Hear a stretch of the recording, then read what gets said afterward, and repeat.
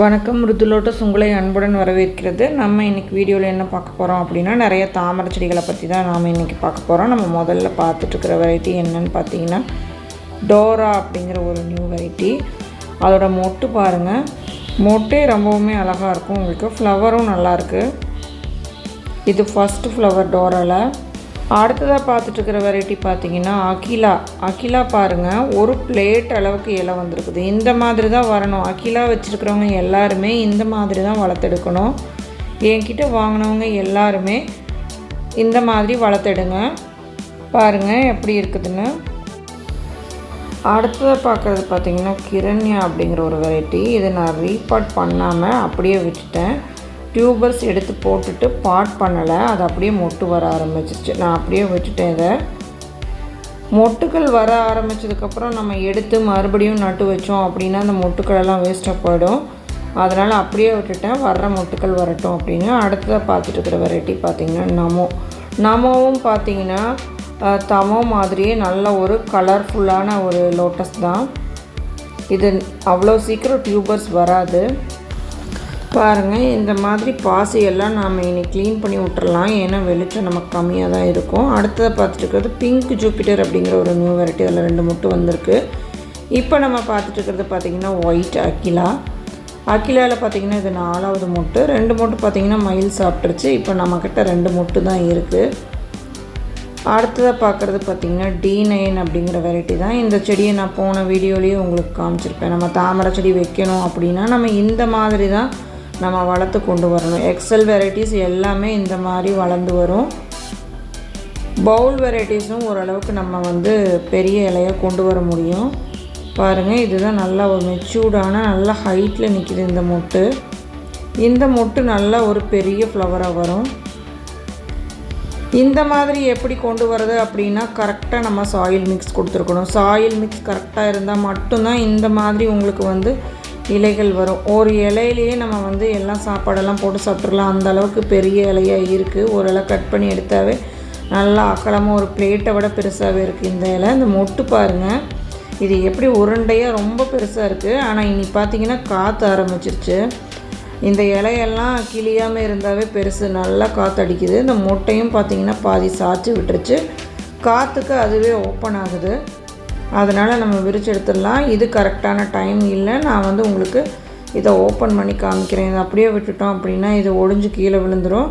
அதனால் இதை நான் உங்களுக்கு ஓப்பன் பண்ணி காமிக்கிறேன் எப்படி இருக்குது அப்படிங்கிறது. இதோட இதழ்கள் பார்த்திங்கன்னா இப்போ நம்ம விரிக்கும் போது ஒரு பிளாஸ்டிக் இதழ்கள் மாதிரி இருக்குது. இதோட இதழ் ஒரு 2-3 நாள் ஆகணும். அப்போ தான் உங்களுக்கு அது விரிகிற ஸ்டேஜுக்கு வரும். அதுக்குள்ளே காற்றே விரித்து பாதியை ஒடிச்சு விட்டுரும். அதனால் நான் இப்போ உங்களுக்கு ஓப்பன் பண்ணி காமிக்கிறேன்.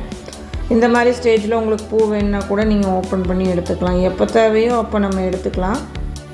உங்களுக்கு தாமரை கிழங்கு வேணும் அப்படின்னா நீங்கள் வாட்ஸ்அப்பில் காண்டாக்ட் பண்ணி வாங்கிக்கலாம். வாட்ஸ்அப் இல்லை, ஜிபே இல்லை அப்படின்னா நீங்கள் இந்த நம்பரை காண்டாக்ட் பண்ணிவிட்டு கால் பண்ணி உங்களோட புக்கிங்ஸை கொடுத்துக்கலாம். ஜிபே இல்லாதவங்க வேறு ஏதாவது இந்த ஜெராக்ஸ் கடை அந்த மாதிரி ஏதாவது ஒரு கடையிலேருந்து நீங்கள் ஜிபே பண்ணிவிட்டு உங்களோட ஃபுல் அட்ரஸ் கொடுத்துட்டிங்கன்னா உங்களுக்கு நான் கொரியர் அனுப்பிடுவேன். நம்மளோட சப்ஸ்கிரைபர் தம்பி ஒருத்தர் திருச்சியை சேர்ந்தவர். அவர் பார்த்திங்கன்னா நான் எப்படி தாமரை வளர்க்குறனோ அதே மாதிரி அவர் வளர்த்து எடுத்துகிட்டு இப்போ ஒரு யூடியூப் சேனல் கூட ஸ்டார்ட் பண்ணிவிட்டு அவருக்கு நம்மளை விட நல்ல வியூஸ் போகுது. அந்த அளவுக்கு பண்ணிகிட்ருக்காரு. அதே மாதிரி எல்லாருமே என்கிட்ட தாமரை கிழங்கு வாங்குறீங்க அப்படின்னா இந்த மாதிரி நல்ல பெரிய பெரிய தாமரை செடியை வளர்த்து எடுக்கணும். அதுக்காக தான் நான் சொல்லிகிட்ருக்கேன். திரும்ப பிளான்டிங் வீடியோ போடுறதுக்கு காரணம் அதுதான். யாருமே நல்லா இந்த மாதிரி பெரிய செடியை வளர்த்து எடுக்க மாட்டேங்கிறீங்க. அதுக்காக தான் நான் திரும்ப சொல்லிகிட்ருக்கேன். பாருங்கள், இந்த ஃப்ளவர் பாருங்கள் எப்படி இருக்குதுன்னு, ரொம்பவுமே சூப்பராக இருக்குது. இதோட கலர் பார்த்திங்கன்னா ரெட் கலரில் தான் இருக்குது. அது வெளிச்சம் இல்லாதனால உங்களுக்கு அது பிங்க் கலரில் தெரியுது.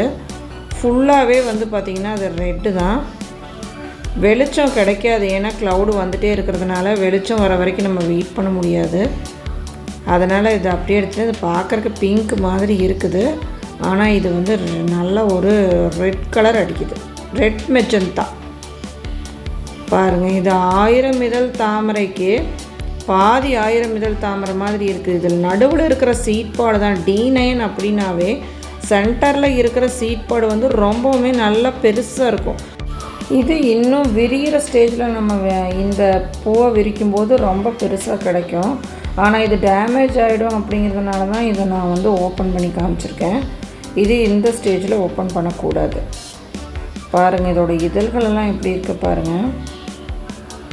நல்லா அடுக்கடுக்காக நல்ல ஒரு பெரிய ஃப்ளவர் இது. இந்த ஃப்ளவர் ஓப்பன் பண்ணி காமிக்கிறேன். இது நல்லா மெச்சூர்ட் ஆனதுக்கப்புறம் அது நல்ல ஒரு மெச்சூர்டு ஃப்ளவர். அது இந்த மாதிரி செடியை முத்த விட்டு நம்ம டியூபர்ஸ் எடுத்தால் மட்டும்தான் உங்களுக்கு ப்ளூமிங் கெப்பாசிட்டி ஒவ்வொரு தாமரை செடியிலையும் அதிகமாகும். பிஞ்சு டியூபராக எடுத்தோம்னா இந்த மாதிரி நமக்கு கிடைக்காது.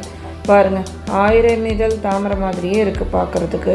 பாதி 1000 இதழ் தாமரை மாதிரி இருக்குது. அந்த பக்கம் ப்ளூ டேங்கில் தூங்கிட்டுருக்கு 1000 இதழ் தாமரை. அது எப்போ தான் வரும் அப்படின்னு தெரியல.